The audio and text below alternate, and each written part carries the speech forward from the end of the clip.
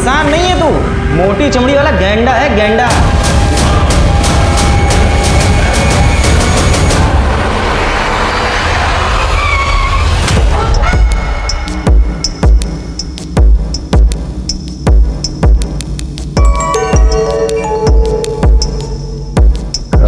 एक रूम दीजिए। आपका नाम? संजीव पटेल। कितने दिन हो गए सर? पता नहीं, एक दिन भी लग सकता है, एक सप्ताह भी। ये रूम नंबर 11 एंट्री कर दीजिए सर। ये मेरा कार्ड है, आप एंट्री कर लीजिए, साइन बाद में कर दूंगा। Okay sir.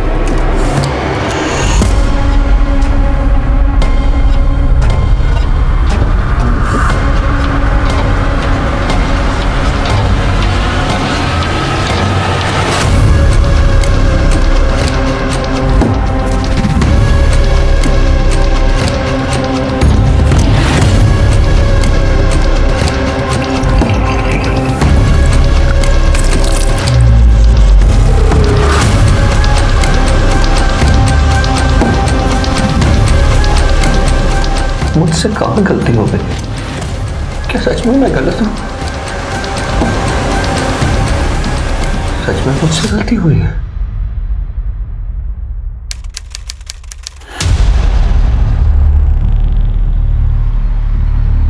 I am proud of you. मतलब मैथ्स में तुमने टॉप किया है। Thanks dad. अब देखना तुम्हारे 18th बर्थडे पर कितनी बड़ी पार्टी करता हूँ। आप तो कहते हैं कि पार्टी वार्टी में पैसे वेस्ट होते हैं, और मुझे भी ऐसा ही लगता है। देखो बेटा, जब खुशी बहुत बड़ी हो तो उसे बांट लेना चाहिए, और मैं दुनिया को दिखाना चाहता हूँ कि तुम कितनी ब्रिलियंट हो और मुझे तुम पर नाज है। लेकिन डैड, वो मैं आपसे कुछ बात करना चाहती थी। पढ़ाई के बारे में? पढ़ाई के बारे में नहीं, वो मेरा। तुम्हें रूल्स पता है ना? नो टॉक्स एक्सेप्ट पढ़ाई। और तुम्हें तुम्हारी लिमिट पता होनी चाहिए। ओह नो, लगता है मैं फोन घर पे भूल गया। हमें वापस घर जाना होगा।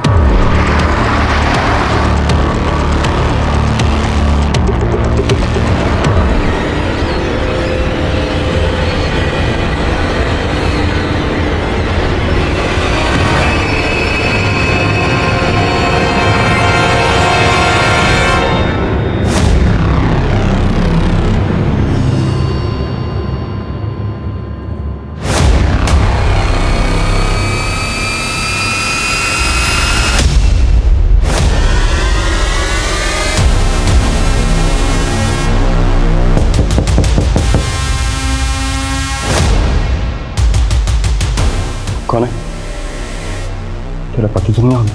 उससे कोई फर्क नहीं पड़ता। फर्क नहीं पड़ता मतलब क्या? चल क्या रहा तुम वो देख रहा हूँ, कैमरा लगाने से कौन हो रहा है? रिलैक्स। मुझे तो कुछ समझ में नहीं आ रहा। रुको, क्या हुआ? आज फिर कुछ भूल गए? हाँ, वो मोबाइल भूल गया।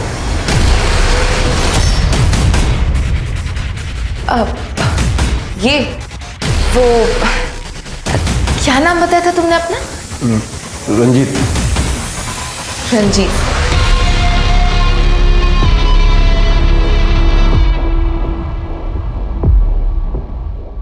अरे हाँ, वो मुस्कान ने कहा है कि आज उसकी एक्स्ट्रा क्लास है और मुझे भी ऑफिस से आने में देर हो जाएगी।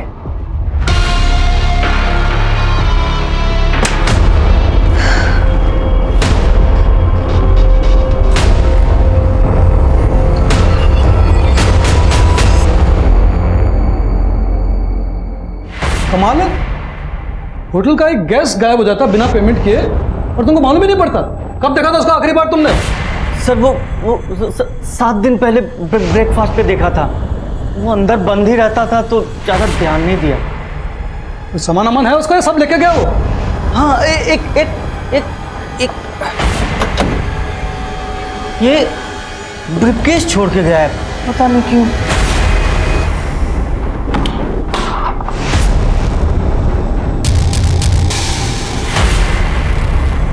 संजीव पटेल, मुंबई से हैं?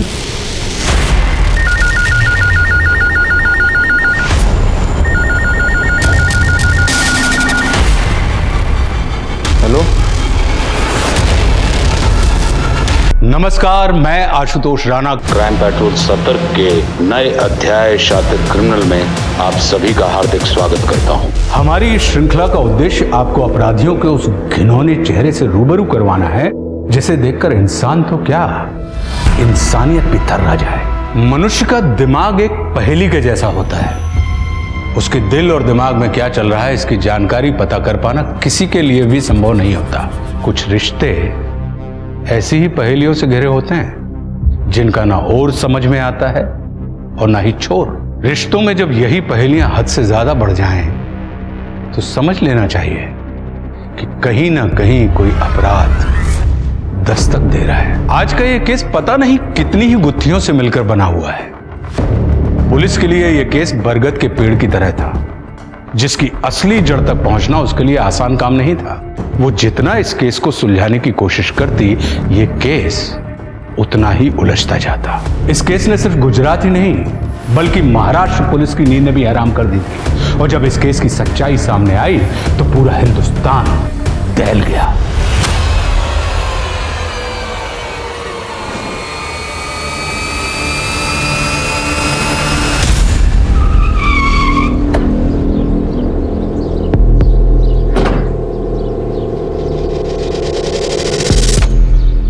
एक्सक्यूज मी,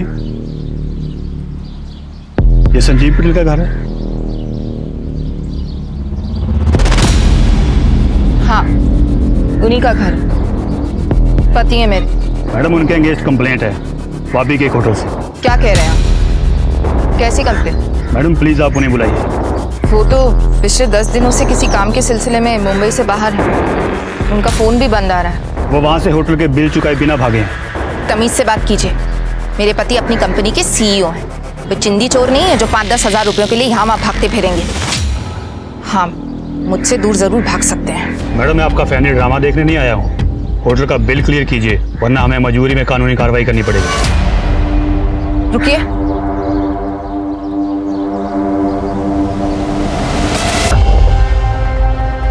मॉम, डैड, मैं जा रही हूँ। मैं उसके बिना नहीं रह सकती और आप लोग उसे एक्सेप्ट नहीं कर सकते। अगर आपको लगे कि आप हमें एक्सेप्ट कर सकते हैं तो प्लीज़ मुझे बता दीजिएगा, मैं वापस आ जाऊंगी। I am sorry. ये लेटर ऑफिस के ब्रीफकेस से मिला है। क्या है ये? मुझे नहीं पता, मेरे गहने भी गायब हैं। मेरी बेटी ऐसा नहीं कर सकती।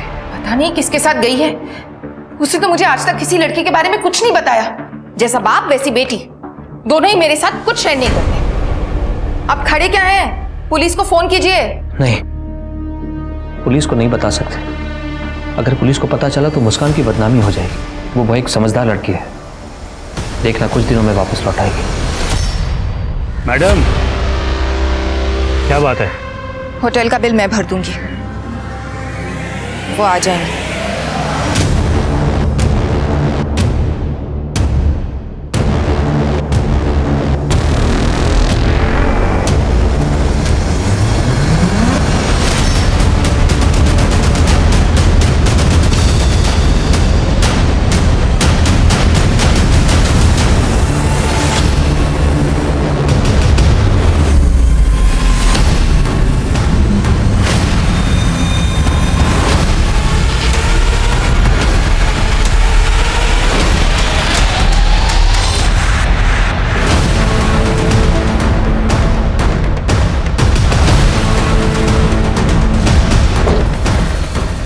सर, किसी आदमी का कटा हुआ पैर है, इस पर एसिड भी डाला गया। इसको फॉरेंसिक के लिए भेजो। कटा हुआ पैर मिला है तो और भी पार्ट्स होंगे। और बाकी सारे पुलिस स्टेशंस को अलर्ट कर दो। आई एम सॉरी पापा।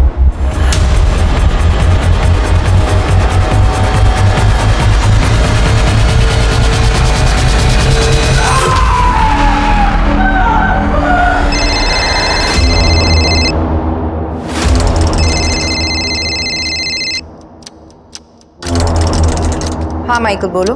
हेलो मैडम, प्लीज़ आप जल्दी पुलिस को फ़ोन कीजिए। क्यों, क्या हुआ?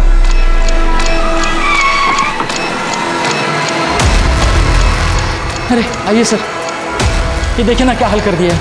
आप? जी मैं मैनेजर हूँ यहाँ का। आज सुबह ऑफिस आया तो ये सब हुआ था सर। मैंने अपने बॉस संजू जी को फ़ोन भी किया था कई बार, लेकिन उन्होंने फ़ोन उठाया नहीं। तो फिर मैंने अपनी मैडम को फ़ोन किया। सिक्योरिटी में कोई तो होगा ना यहाँ पे, बुलाओ उसे। सर सिक्योरिटी निकाल दी थी बॉस ने। एक्चुअली जब से सीसीटीवी कैमरा लगाया था ना तो सबको निकाल दिया था। वो कहते थे कि गार्ड तो सोता रहेगा, और फिर 20 साल से कुछ यहाँ हुआ नहीं तो अब क्या होगा। लेकिन देखिए ना सर, वो सीसीटीवी कैमरा भी चोरी कर ले गया। और क्या क्या चोरी हुआ है? सर कल कुछ दवाई के कंसाइनमेंट बॉक्स आए थे, वो भी गायब है। बॉस कहाँ है? 10-12 दिन से बाहर है सर, वापी। कुछ अजीब हुआ था क्या? हाँ सर, कुछ दिन पहले घटना हुई थी। जो पिछला ऑर्डर गया था उसकी सारी एंट्री कर ली थी यार। अब ये पैकिंग है, कभी भी कंपनी में माल भेजो ढंग से पैक करो। लो जी सर चाय। तुझे मैंने पहले भी समझाया था ना, ऑफिस में सिर्फ एक बार चाय लेके आया कर, बार बार मुंह उठा के क्यों चलाता है? ये बुलाएंगे तो आऊंगा ना, वो पैसा बाकी है मेरा। ये लो तुम्हारे पैसे, 40 रुपए काट लिए मैंने। क्यों? क्यों मतलब? क्योंकि तू चाय कम दूध में पानी ज्यादा उबाल कर पिलाता है। मेरे को मेरा पूरा पैसा चाहिए। पैसे तो इतने ही मिलेंगे, पैसे पूरे चाहिए तो चाय अच्छी पिलाएगा। साला सर बोल दिया तो ज्यादा सर पे चढ़ गया तू। 4 किलोमीटर दूर तक कोई और चाय की दुकान है नहीं। अगली बार चाय चाहिए तो पहले पूरा पैसा दे। देख भाई बिल्लू, बात ऐसी है, पैसे तो तुझे उतने ही मिलेंगे, और ऑफिस में चाय लानी है तो 2 बातें याद रख। चाय अच्छी होनी चाहिए और ऑफिस में दिन में सिर्फ 1 बार। साला तेरी जैसी ना मोटी चमड़ी वाला इंसान देखा नहीं। सही कहते हैं सब, इंसान नहीं है तू, मोटी चमड़ी वाला गैंडा है, गैंडा। चाय वाले ने उसके ऊपर चाय फेंकी और तुम्हारे बॉस ने रिएक्ट भी नहीं किया। सर वो गरीब आदमी है और बॉस के मन में थोड़ी उसके लिए दया भी रहती है, और आसपास कोई चाय वाला भी नहीं है। तुम्हारे बॉस अक्सर बाहर जाते हैं क्या? जी सर, वापी जाते हैं। वहाँ 2 कंपनीज है जिनके साथ हमारी डीलिंग होती है, एक डेल्टा न्यू और एक रवि फार्मा। मैंने उन्हें भी कॉल किया था लेकिन उनसे भी कुछ पता नहीं चला सर। क्या वो कभी ऐसे पहले भी गायब हुए थे? नहीं, ऐसा तो नहीं हुआ। एक काम करो, ये जो चाय वाला है क्या नाम है उसका? बिल्लू। हाँ, इसे थाने भेजो। मेरी कंपनी एक्सपेंड हो रही है, इसीलिए मैंने आपको हायर किया है। दिन रात मेहनत की है इस कंपनी को खड़ा करने के लिए मैंने, और मैं चाहता हूं कि मेरा सारा स्टाफ भी दिन रात मेहनत करे, बस कोई गलती नहीं होनी चाहिए। हाँ, बिल्कुल सर, बिल्कुल। सर मैंने आपके बारे में बहुत कुछ सुना है, और सच कहूं सर मैं बड़ा खुशनसीब हूं कि मुझे आप जैसे आदमी के साथ काम करने का मौका मिला है। जितना जल्दी काम को समझ जाएंगे उतना ही अच्छा है, क्योंकि कुछ दिनों के बाद मेरी शादी है, और उससे पहले अगर आप लोग काम समझ जाएंगे तो मुझे मेरी शादी के दिन कोई टेंशन नहीं रहेगा। बहुत बहुत मुबारक हो सर, बहुत बहुत मुबारक हो। और सर आप बिल्कुल टेंशन मत लीजिए, मैं यहाँ काम संभालने तो आया हूँ। इनफैक्ट सर मैं आपके शादी के काम में भी आपकी हेल्प करूँगा। जिस काम को करने आप आए हैं वही काम कीजिए। मुझे मेरी कंपनी के लिए काम करने वाले लोगों की ज़रूरत है, चापलूसों की नहीं। सर फॉरेंसिक रिपोर्ट आ गई है। हमें एक आदमी का एक पैर और हाथ की 2 उंगलियां मिली। फॉरेंसिक टीम का कहना है कि ये बॉडी पार्ट्स किसी 40 से 45 साल के आदमी के। पर अजीब बात है सर कि जब उसके बॉडी पार्ट्स काटे जा रहे थे तब तक वो आदमी जिंदा था। अगर ये मर्डर है तो बहुत ब्रूटल मर्डर है। आप ही जैसी जगह में ऐसा ब्रूटल मर्डर? कोई मिसिंग कंप्लेन? नहीं सर, लेकिन सर एक 40 से 45 साल का आदमी संजीव पटेल, उसके खिलाफ कंप्लेन जरूर आई। एक होटल में बिल पेंडिंग करने के बाद से वो गायब हो गया था। सर मैंने वो कंप्लेन मुंबई पुलिस को ट्रांसफर कर दी है। हो सकता है कि वो बॉडी पार्ट्स संजीव पटेल के ही हो।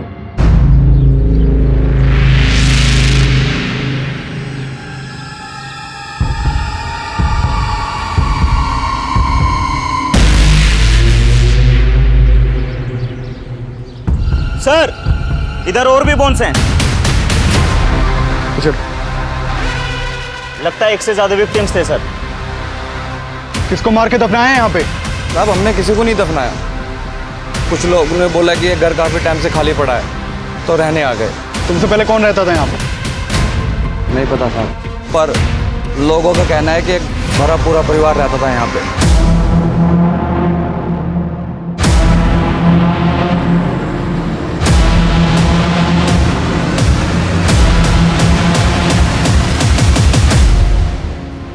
और खोदो, देखो कितने लोग दफन है यहाँ पे।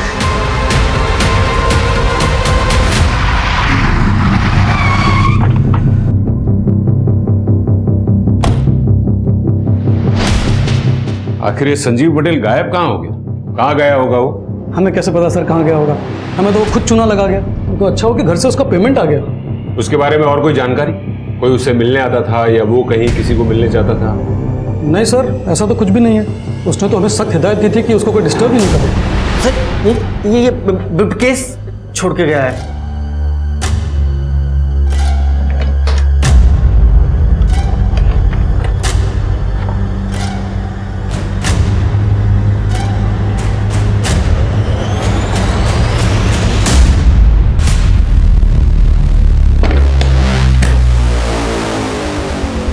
हमें मुंबई पुलिस के साथ कांटेक्ट करना होगा। देखते हैं ये संजीव उसके घर वहां पहुंचा भी है या नहीं, और उसकी फोटो सारे पुलिस स्टेशन में सर्कुलेट करवाओ। जी सर।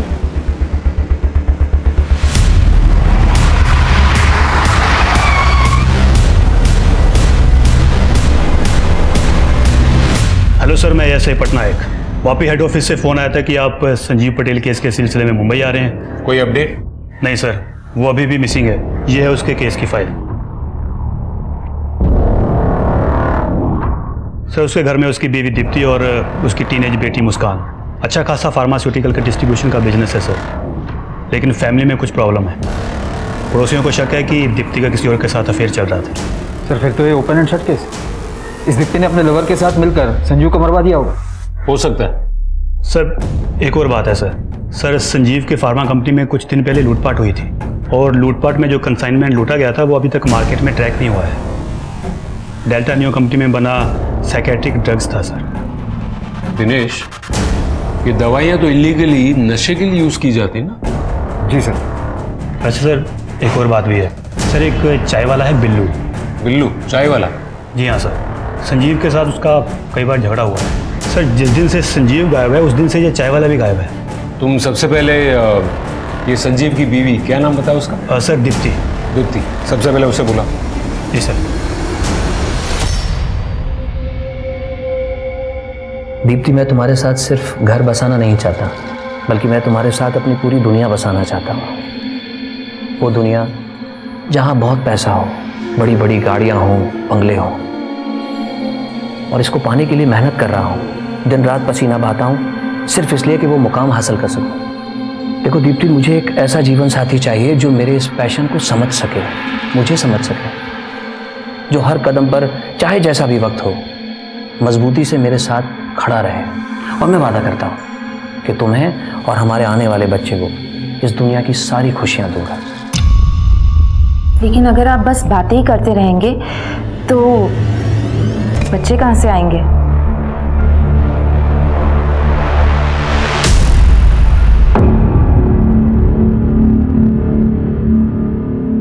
ये सब आप मुझे क्यों बता रहे हैं? आपको लगता है ये संजीव के बॉडी पार्ट्स हैं? वो तो डीएनए टेस्ट के बाद पता चल ही जाएगा।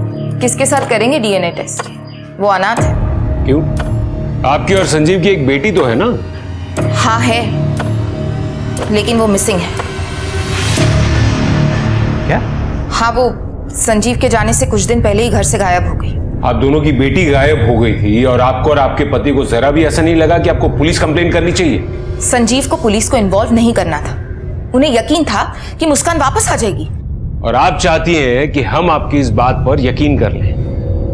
मैडम, आपके पति गायब हुए हैं और पुलिस को बॉडी पार्ट्स मिले, लेकिन वो बॉडी पार्ट्स संजीव के हैं या नहीं उसकी पुष्टि करना अब भी बाकी, क्योंकि उसके कोई रिश्तेदार तो है नहीं। और आपकी और संजीव की बेटी वो भी गायब है, और आपको देखकर ऐसा लगता है कि आपको इस पूरी बात से कोई फर्क नहीं पड़ता। तो आपको क्या लगता है संजीव का खून मैंने करवाया है? मैं ऐसा क्यों करूंगी? अपने अफेयर्स की वजह से। ये मेरा और संजीव का पर्सनल मैटर है। सच सच बताइए, आपने अपने अफेयर्स को छुपाने के लिए ही संजीव का मर्डर करवाया ना? कौन सा अफेयर? हाल फिलहाल में तो मेरे 3 अफेयर्स चल रहे हैं।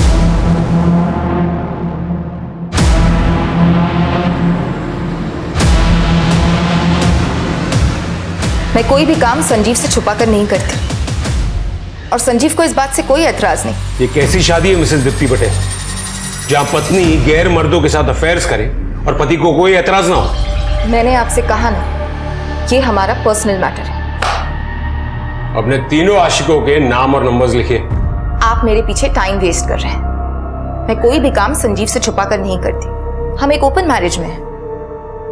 आप माने या ना माने, लेकिन सच तो ये है कि मैं अपने पति संजीव से बहुत प्यार करती हूँ। इसलिए प्लीज मेरे पति और मेरी बच्ची को ढूंढ दीजिए।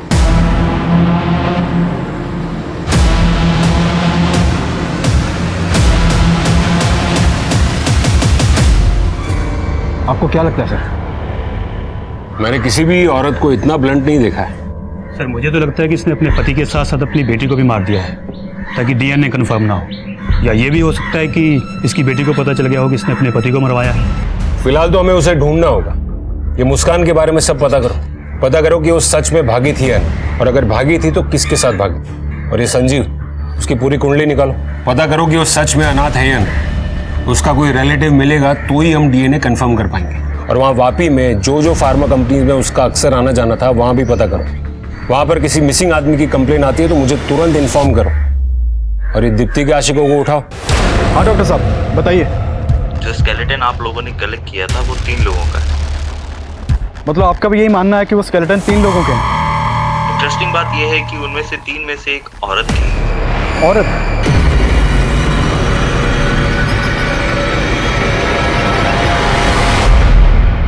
सर मेरी वापी की फार्मा कंपनी से बात हुई। उनका कहना है कि उनकी संजीव के साथ कोई मीटिंग नहीं होने वाली थी। और सर डेल्टा न्यू फार्मा का कहना है कि उन्होंने कुछ दिन पहले संजीव के साथ काम करने से भी मना कर दिया था। डिटेल निकालो उसकी। जी सर। सर संजीव की पत्नी दीप्ति ने सही कहा था। मुस्कान सच में किसी लड़के के साथ भागी है। उसके स्कूल से पता किया है, जिस दिन से मुस्कान गायब है उसी दिन से उस स्कूल का एक लड़का भी गायब है। कौन है ये लड़का?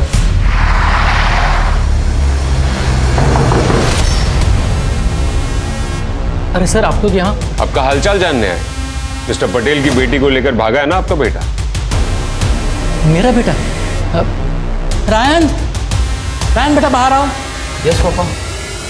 सर मेरा एक ही बेटा है, ये रहा। तुम्हारे और मुस्कान के बीच कुछ चल रहा है क्या? कुछ भी नहीं सर, वो मेरे ही स्कूल में पढ़ती है और कभी कभी मुझे मैथ्स में हेल्प करती है।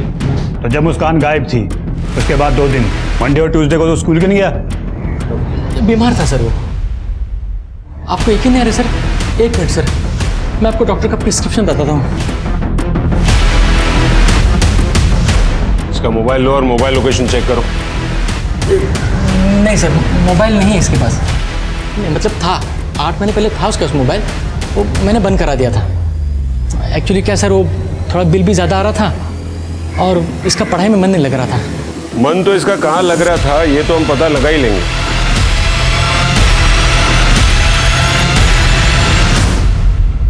अगर ये रायन मुस्कान का बॉयफ्रेंड नहीं है तो फिर मुस्कान को कौन भगा के लेके गया होगा?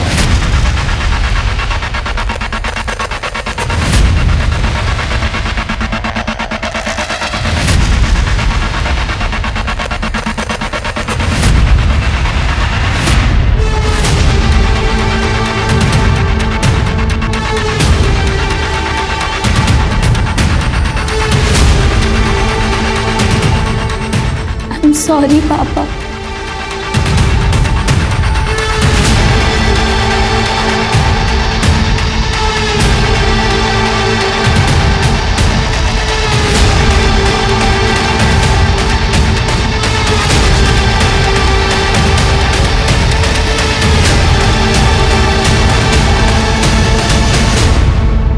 कैसी है माई?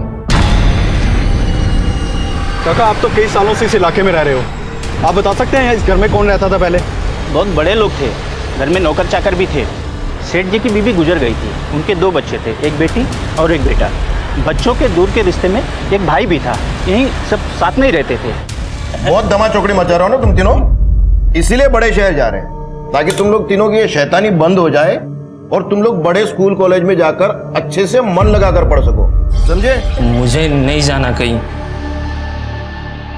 मुझे यहीं पे अच्छा लगता है। तेरी झाड़ी बुद्धि में कोई बात जाएगी नहीं। तू कुएं के एक मेंढे की तरह ही रहना चाहता है ना, लाइफ में कुछ करना नहीं है तुझे। फिर जाने किसकी नजर लग गई। काका आपने बताया कि इस घर में 4 लोग रहते थे और एक नौकरानी थी, लेकिन हमें तो यहाँ पर 3 लोगों की हड्डियाँ मिली हैं। पता नहीं साहब, ये उस परिवार के लोगों की हड्डियाँ हैं या वो परिवार किसी और को दफना के निकल गया। अच्छा दिनेश, उन लोगों का यहाँ कोई पुराना सामान पड़ा है? हाँ जी, जैसा था वैसा ही है। चलो देखा।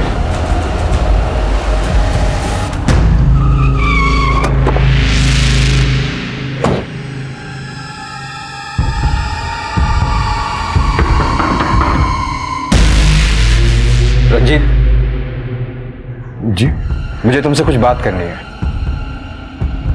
आइए ना, अंदर आइए। सर वो हमारी पत्नी है। मुझे लगता है हमें अकेले में बात करनी चाहिए। आइए।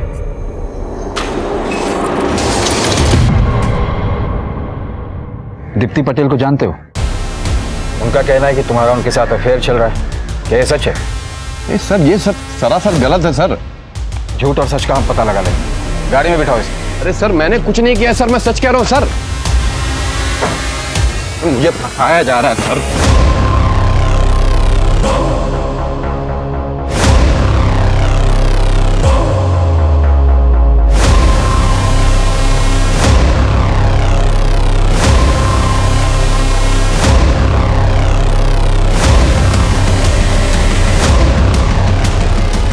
सर मुस्कान पटेल का पता चल गया है, यही मुंबई के होटल में है, मैं वहीं जा रहा हूँ। आई एम सॉरी पापा।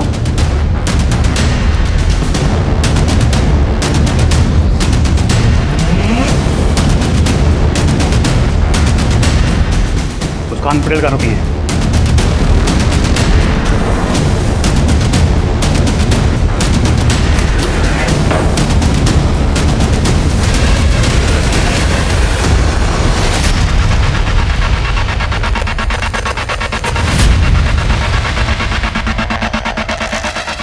तुमने कहा था वो इस रूम में रुकी है।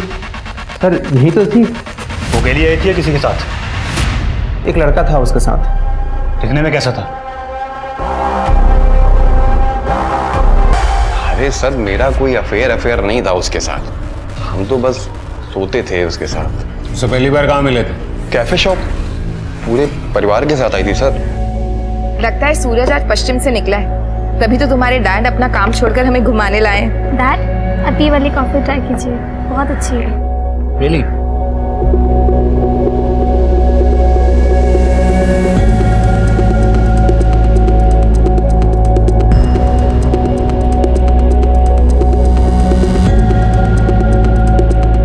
एक औरत सामने से खुद ऑफर कर रही हो तो गधा ही होगा जो मना करेगा। हम भी चले गए। एक दिन उसके पति ने हमको पकड़ लिया, हमें लगा हम गए, लेकिन थोड़ी देर बाद जब दीप्ति ने दरवाजा खोला तो उसके पति ने कोई रिएक्ट ही नहीं किया। ऐसा लगता था कि जैसे दीप्ति के साथ ये रोज हो रहा हो। और फिर क्या था, हम भी रोज मिलने लगे उससे। समझ रहा हूं, सब कुछ समझ रहा हूं। तेरी ऑनलाइन हिस्ट्री चेक की है, माँ बेटी के फैंटेसी वाले वीडियो देखने का बहुत शौक है ना तुझे? कहीं ऐसा तो नहीं कि तुम लोगों ने मुस्कान पर प्रेशर बना कर रखा था? ये संजीव को तो उसकी बीवी की परवाह नहीं थी, लेकिन जब उसे पता चला होगा कि तुम लोग मुस्कान को भी इन्वॉल्व करना चाह रहे हो तो उसे गुस्सा आ गया होगा, और इसीलिए तुम लोगों ने संजीव का खून कर दिया। सर आप मेरा विश्वास करें, मैं उसकी बेटी को जानता तक नहीं हूं सर। पिछले 2 हफ्ते में तू कहां कहां था लिख, और याद करके लिखना। हमें कुछ और पता चला ना तो तेरी ये अय्याशी है ना, उसी वक्त तेरे सर से उतार देंगे।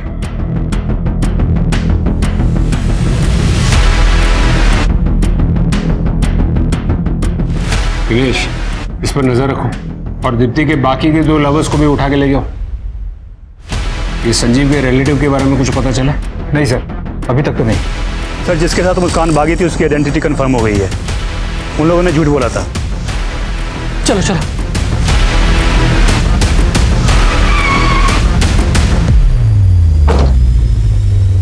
कहीं जा रहे हैं क्या? जी सर, वो वाइफ के मैके जा रहे हैं हम लोग। तो प्लान पोस्टपोन कर दो, अभी आपको हमारे साथ आना होगा। सर क्या हुआ सर? क्या हुआ सर? सर क्या हुआ? सर हमने कुछ नहीं किया सर, सच कहता हम लोगों ने कुछ नहीं किया सर।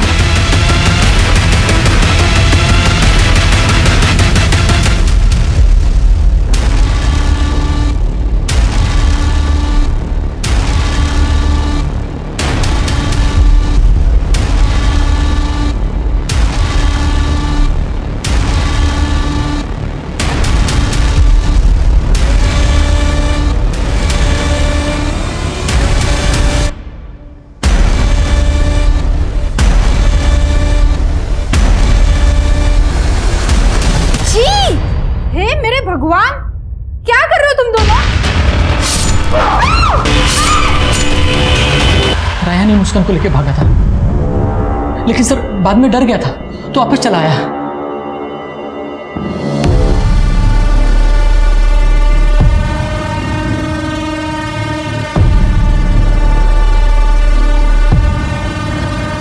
आई एम सॉरी मुस्कान, लेकिन मैं ये नहीं कर सकता।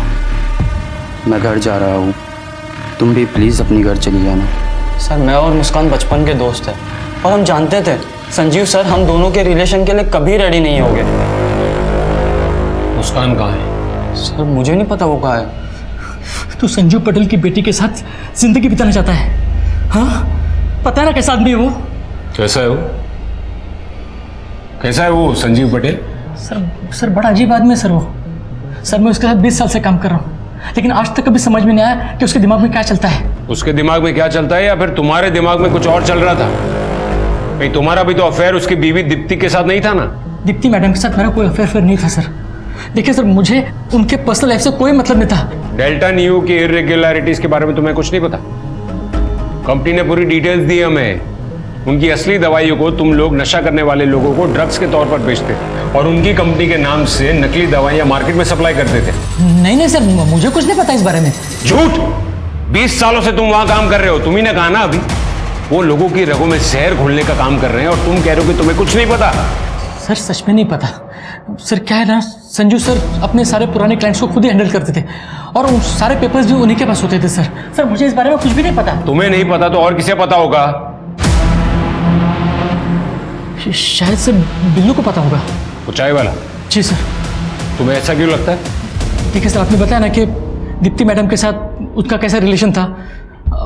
सर सच को तो संजू सर का और बिल्लू का भी रिलेशन मुझे बहुत मिस्टीरियस लगता था। सर मुझे समझ में नहीं आता था कि संजू सर उस चाय वालों को इतना बर्दाश्त क्यों करते थे। वो आखिरी बार वापी की होटल में देखा गया था और उसने आखिरी कॉल भी तुम्हें ही की थी। तुम्हारे लिए तो आसान होगा ना, मुंबई से 3 घंटे में वापी, खून करके वापस। नहीं सर, आप कैसे बातें कर रहे हैं? मैं तो ऑफिस में था, आप चेक कर सकते हैं। सब कुछ चेक करेंगे, लेकिन तब तक तुम दोनों यहीं पर रहोगे।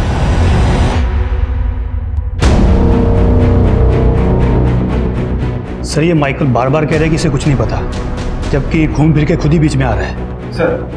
सर नागपुर पुलिस से फोन आया था, बिल्लू को पकड़ लिया गया, उसे हम मुंबई लेकर आ रहे हैं। ये संजीव पटेल का केस पहेली की तरह उलझता ही जा रहा है और इस पहेली को सुलझाने के लिए हमें उसके पास्ट को खंगालना होगा। वैसे भी हम पक्के तौर से कह नहीं पा रहे हैं कि जो बॉडी पार्ट्स मिले हैं वो संजीव के हैं या किसी और के। मुझे तो ये समझ में नहीं आ रहा है कि जिसके बॉडी पार्ट्स काटे जा रहे हैं वो संजीव है या फिर जो बॉडी पार्ट्स काट रहा है वो संजीव है। और उसकी बेटी, उसके बारे में भी हमें अब तक कोई क्लू नहीं मिला। यही तो मैं भी जानने आई। जवाब दीजिए मेरे सवाल का। कहां है मेरे पति और मेरी बेटी? आप लोग अभी तक उन्हें ढूंढ नहीं पाए? और तुम, हिम्मत कैसे हुई तुम्हारी? इतने एहसान किए हमने तुम्हारी फैमिली पर और तुमने ये सलाह दिया? एहसान करने वाले आई बड़ी। तेरे पति की सेवा की मैंने 20 साल, गुलामी की मैंने उसके साथ। पगार देना, पैसा देना, सैलरी देना मतलब कोई एहसान नहीं करना होता है। और हाँ, तेरी हिम्मत कैसे हुई मेरे बेटे को चिल्लाने की? अरे जाके अपनी बेटी को संभाल। लेकिन नहीं, तुझे तेरी अय्याशों से फुर्सत मिले तब ना।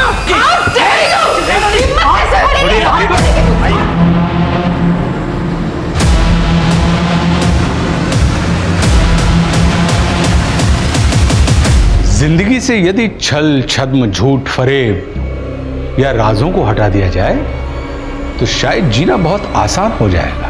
सीने में दबे हुए राज ही अक्सर हमें गलत रास्ते की तरफ ले जाते हैं। मेरी सलाह तो यही होगी कि हम ऐसा कोई भी काम ना करें जिसे दुनिया के सामने लाते हुए हमें शर्मिंदगी महसूस हो या डर लगे, क्योंकि ऐसे ही ना जाने कितने राजों से संजीव पटेल की जिंदगी घिरी हुई थी। वो कहां था, किस हाल में था? क्या वो लाश के टुकड़े जो पुलिस को मिले थे वो संजीव पटेल के ही थे या मामला कुछ और ही था? और पंतनगर में जो 3 कंकाल मिले थे वो कंकाल किसके थे? उनकी मौत का कारण क्या था? वो कौन था जिसने 3 लोगों की निर्मम हत्या करके उन्हें दफन कर दिया? क्या इनमें से किसी को भी कभी न्याय मिल पाया? क्या पुलिस को कोई भी सबूत मिला जिससे इस केस की गुत्थी सुलझ सके? बताया ना सर इनको मैंने। अरे बोलो ना साहब, क्या बोल नहीं रहे आप, पूरा तो बताया ना। बताएगा? तलब लगी थी बहुत ज़्यादा सर। वो संजीव बेचता है माल, पता था मुझको, मैं ही मदद करता था उसकी काम में। मेरे तलब लगी थी, मैंने उसके गोडाउन से चोरी कर लिया साहब। तलब बहुत ज़्यादा लग रही साहब, इंजेक्शन। तो तू संजीव को ड्रग्स बेचने में मदद करता था, कब से शुरू हुआ ये सब? माई से पूछिए ना, माई ने मुझको संजीव भाई से मिलवाया था, माई को सब कुछ पता है। ये माई कौन है? कैसी है माई? क्या बना रही है खाने में? आप संजीव पटेल को कैसे जानती थी? संजीव पटेल को तो मैं बचपन से जानती थी। वो वापी में वो अनाथ आश्रम था ना, वहाँ मैं देख रेख करती थी। वो वही था। संजीव पटेल, रघु, बिल्लू, ये सब एक साथ थे वहाँ। ये बिल्लू भी उसी अनाथ आश्रम में था? बिल्लू और कौन? रघु?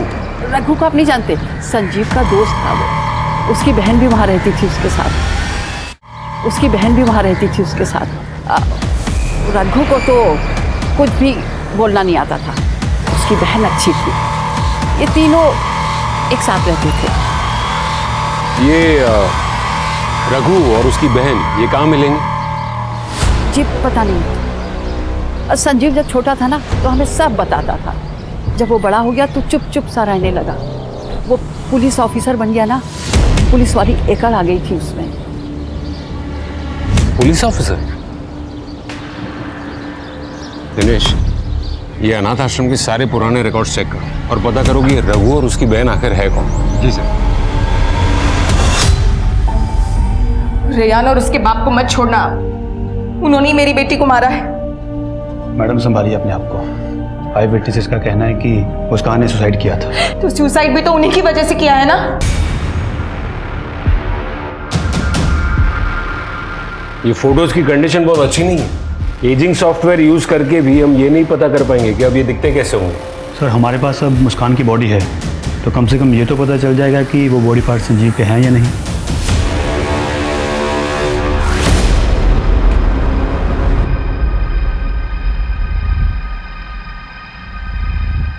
ये कुछ देखा देखा सा नहीं लग रहा है। आई एम सॉरी सर, पर मुझे कुछ याद नहीं आ रहा है। पर मुझे याद आ गया और समझ में भी आ गया कि ये केस एक पहेली की तरह उलझा हुआ क्यों था। ये केस नहीं उलझा था, हमें उलझाया गया था। दिनेश, चलने की तैयारी करो। पर हम जा कहाँ रहे सर? लॉन्ग ड्राइव पर।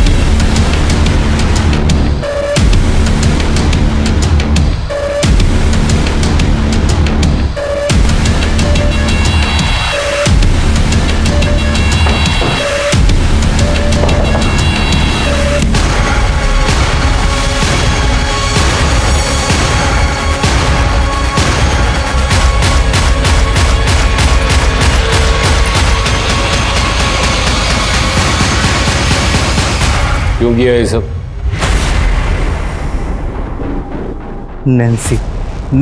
नैन्सी जो कहेगी वो करना पड़ेगा ना। मैं रेयान की मदर हूँ, मुझे अपने बेटे और पति की जमानत करनी है। ये लीजिए पेपर्स। इन्हें लेके आओ, आप यहाँ पे साइन कीजिए।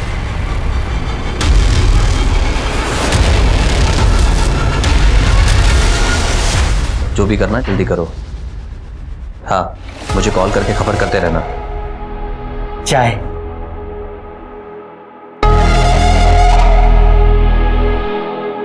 रघु, तुम रघु हो ना? तुम कहाँ गायब हो गए थे?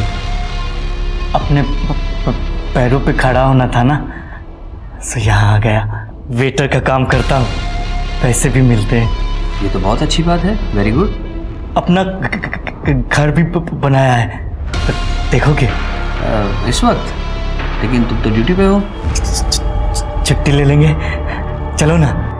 अपने हाथों से खाना पकाऊंगा, प्यार से खिलाऊंगा। ठीक है, तो फिर ये चाय नहीं पीते हैं, तुम्हारे हाथ का खाना खाते हैं। चलो।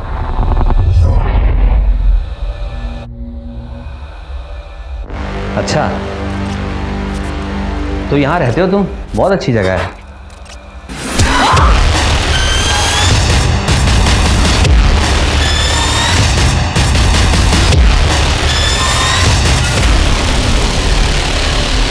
मतलब नैन्सी के कहने पर तूने संजीव का खून कर दिया? सिर्फ संजीव को ही नहीं, बहुतों को मौत के घाट उतारा है मैंने।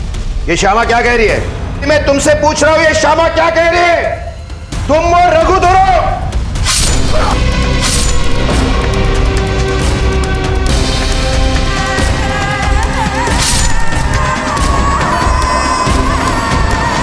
इन्हें हम ऐसे नहीं छोड़ सकते, जाना पड़ेगा ना मेरे लिए। हम हमेशा साथ रहेंगे। नैन्सी के लिए तो सब करना पड़ेगा। हम हमेशा करूंगा। लगता है नैन्सी से बहुत प्यार करता है तू। उसकी फोटो तो होगी ना तेरे पास? है ना? ये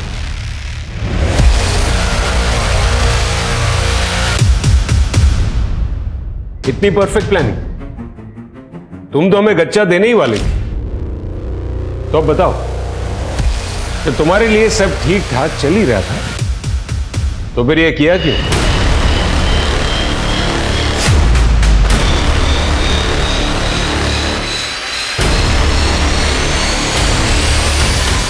बड़ा शर्माता है तू।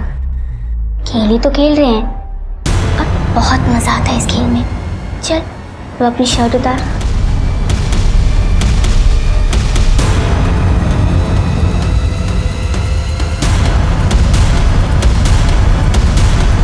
जी, क्या कर रहे हो तुम दोनों? अरे भाई बहन हो तुम, भले दूर के रिश्ते के हो, लेकिन हो तो भाई बहन ना एक दूसरे के। और तुम आने दो तुम्हारे बाबा को, सब बताती हूँ मैं आज। अगर इसने बाबा को बता दिया तो वो हमें मिलने नहीं देंगे। और तू मुझे बहुत अच्छा लगता है। मुझे भी तो अच्छी लगती है। जो मैं कहूँगी वो करेगा। और फिर तुम दोनों ने सबको मार दिया और अनाथ आश्रम में जाकर रहने लगे, जहां तुम्हें संजीव हुआ, और फिर तुमने संजीव से शादी कर ली। हाँ, संजीव बहुत मेहनती था। मैं जानती थी वो अपनी जिंदगी में कुछ ना कुछ अच्छा जरूर करेगा, और अनाथ आश्रम वालों की मदद से रघु को उस होटल में नौकरी मिली। तुमने शादी के बाद भी अपने शौक कायम रखे? तो और क्या करती मैं? संजीव को अपने काम से फुर्सत ही नहीं थी। अब बॉडी की भी नीड होती है ना। संजीव को सब पता था, लेकिन उसने कभी कुछ रिएक्ट ही नहीं किया। उसका अटेंशन पाने के लिए मैंने उसे प्रोवोक करना शुरू किया, दूसरे मर्दों के साथ अफेयर्स किए, लेकिन वो तो जैसे पत्थर का बना था। अगर उसके दिल में किसी के लिए प्यार था तो वो सिर्फ मुस्कान के लिए। और जब मुस्कान घर से भागी, सब बदल गया। ये सब तुम्हारी वजह से हुआ है। तुम ही ने बिगाड़ा उसे। ना ही तुम एक अच्छी बीवी बन सकी और ना ही एक अच्छी मां। मुस्कान तो कुछ दिनों में वापस आ ही जाएगी, और उसके बाद धक्के मारकर घर से बाहर निकाल दूंगा, सड़क पर मरने के लिए। मुझे कुछ करना था। मैं जानती थी रघु वापी में, तो मैंने उसे अपने प्लान में शामिल कर लिया। कहाँ थे तुम? फोन क्यों नहीं उठा रहे थे? मुस्कान का कॉल आया था। कॉल आया था? हाँ, वो तुमसे मिलना चाहती है। कहाँ है वो? वापी में, होटल बीच रिजॉर्ट में। वो वहीं तुमसे मिलना चाहती है।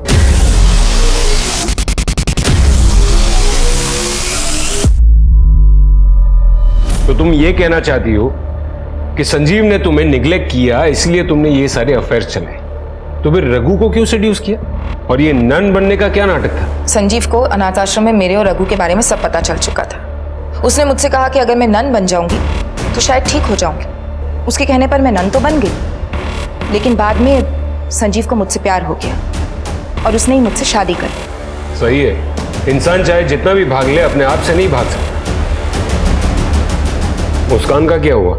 कुछ नहीं, उसने कॉल किया था मुझे। मुस्कान, कहाँ है तू? पता है हम लोग कितने परेशान हो गए थे, स्पेशली तेरे डैड। तुझे पता है तेरी वजह से तेरे डैड की जान चली गई है। हेलो हेलो मुस्कान, हेलो। एक पत्नी का तो फिर भी समझ में आता है कि वो अपने पति को मार सकती है, लेकिन एक माँ अपने बच्चे के साथ ऐसा कैसे कर सकती? मैंने कुछ नहीं किया, ना ही मैं किसी को मारना चाहती थी। मैं तो बस चैन से अपनी जिंदगी अपने तरीके से जीना चाहती थी। अब अगर मेरा तरीका समाज के तरीकों से अलग है तो मैं क्या करूं? इस समाज में एक अदालत भी है, इसके अपने तौर तरीके, और बाकी का पूरा चैन सलाखों के पीछे लेके जाइए ना।